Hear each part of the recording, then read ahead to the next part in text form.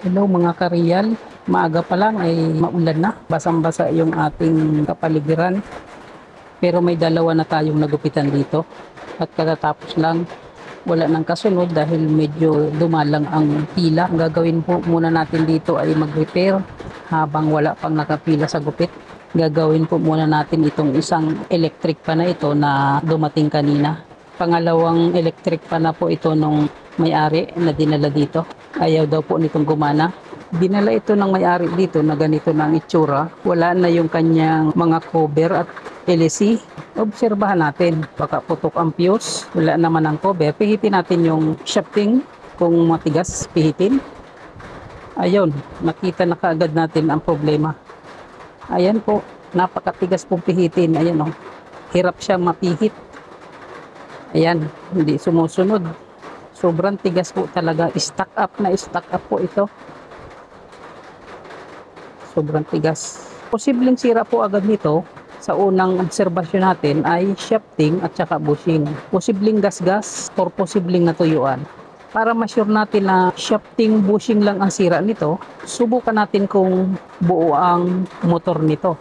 Gamit po ang tester, nakaset po yung range sa times 10 para masukat ang resistance. Calibrated po sa 0 yan. Ayan. Nang ano po? Tatluhan? Meron po. May nagtanong po sa labas kung meron daw tayong available na RCA jack.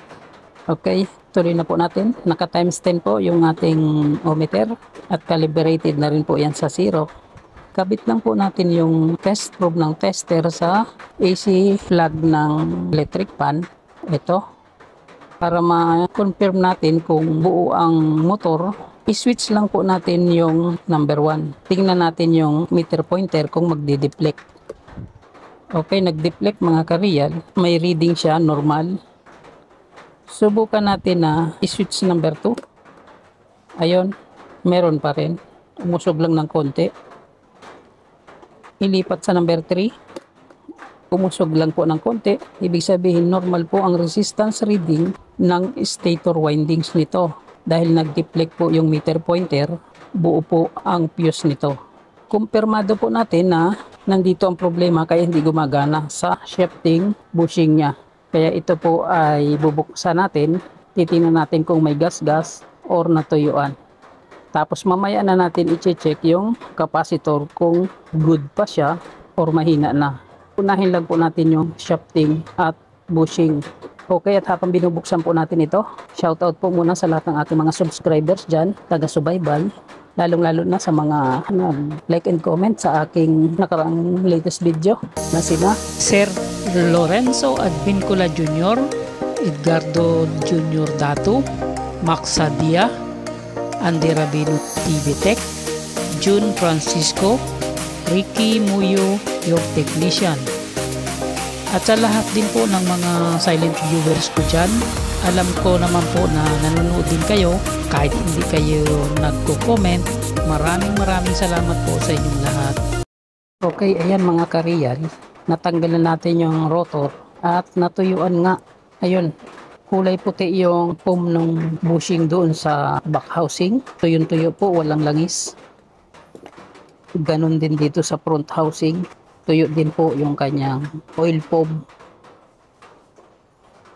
Obserbahan natin yung shafting kung may gas-gas. May flux lang po pero makinis pa. Walang masyadong gas-gas. Tumigas lang dahil sa flux niya. Ito po yung flux, oh. Nakukut-kut natin ang kuko. Nagtigas, parang grasa na tumigas. So ito po ay natuyuan at pwede pa po ito. Wala po tayong papalitan na shafting dito. Ganun din ang bushing, hindi po natin papalitan. Pakikinisin lang po natin ito. Gagamitan lang po natin ito ng liha.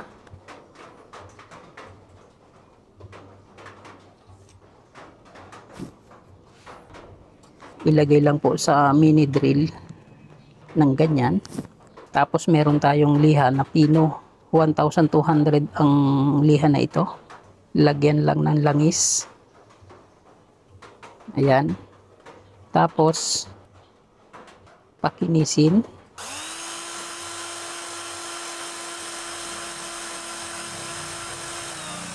Okay, ganun din sa kabila.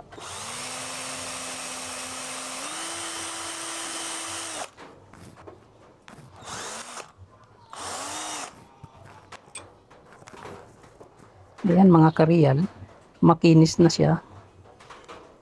Ibalik na lang po natin yung blower spacer. Kung ano yung tinanggal kanina, yun din ang ibalik dito. Tapos sukatin natin.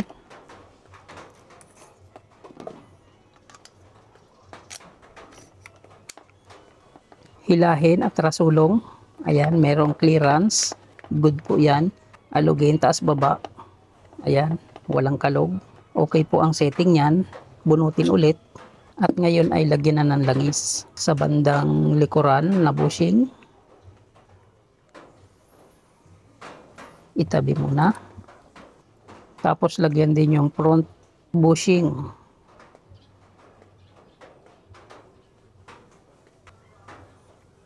Okay.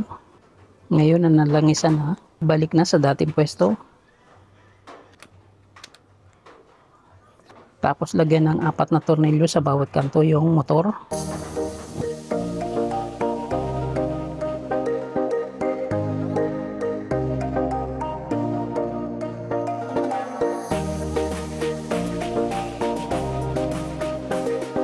Okay, ayan po.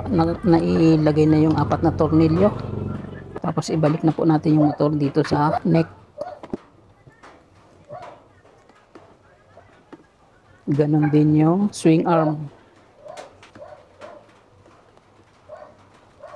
Okay. Ibalik na po natin yung pin dito sa shafting. Okay, ayan po, nakakabit na. Sandali lang po at may customer tayo sa labas.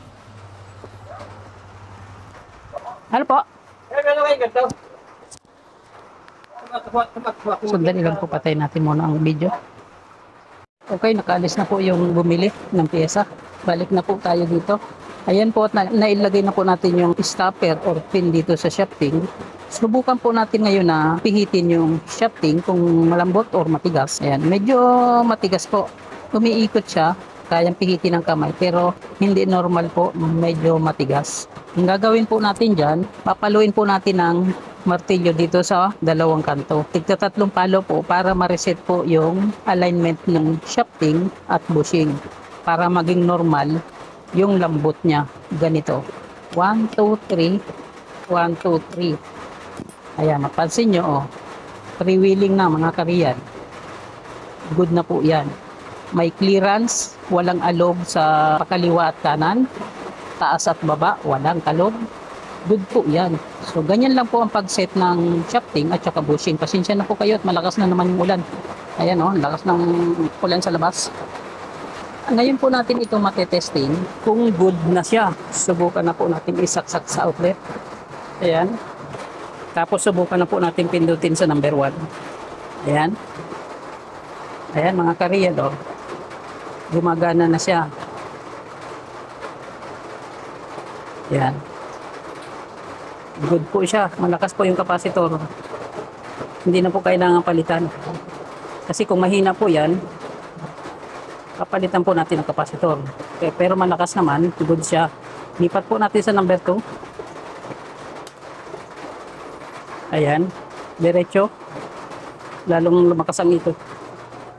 Lalong lumakas ang ikot niya. Lagay natin sa number 3. Ayan. Diretso ang ikot. Good na po yung ginawa natin na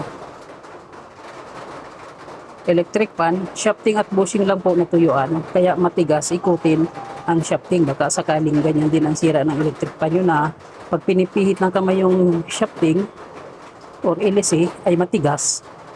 Baka natuyuan lang po yung bushing at shafting ng langis.